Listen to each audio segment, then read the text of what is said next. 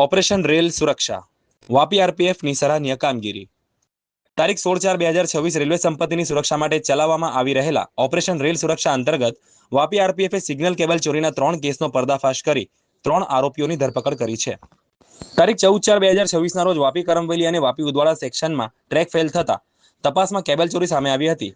મહાનિરીક્ષક RPF પશ્ચિમ railway Ajay સાદાની તથા વરિષ્ઠ મંડળ સુરક્ષા આયુક્ત સંતોષ રાઠોડના માર્ગદર્શન હેઠળ નિરીક્ષક આશિષ તિવારીના નેતૃત્વમાં સીપીડીએસ ટીમ, આરપીએફ સ્ટાફ અને ડોગ સ્ક્વોડે ભીલખાડી વિસ્તારમાં જંગલ ખાડીમાં કોમ્બિંગ ઓપરેશન કરી અમન પાંડે અને રોહિતને ચોરીની કેબલ અને હેક્સા બ્લેડ સાથે પકડ્યા હતા।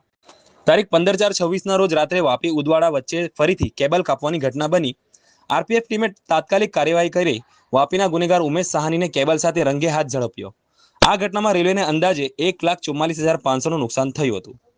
ત્રણેય આરોપીઓ વિરુદ્ધ ગુનો નોંધી રેલવે કોર્ટ સુરતમાં રજૂ કરવામાં આવ્યા છે અને કડક સજા માટે કાર્યવાહી શરૂ કરવામાં આવી છે।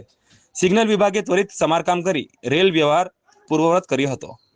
રેલવે પ્રશાસનની અપીલ: રેલવે સંપત્તિ રાષ્ટ્રની સંપત્તિ છે। કોઈ પણ શંકાસ્પદ ગતિવિધિ જણાય તો તુરંત આરપીએફ હેલ્પલાઇન નંબર 139 પર જાણ કરો। વાવ ન્યૂઝ વલસાડ, ગુજરાત।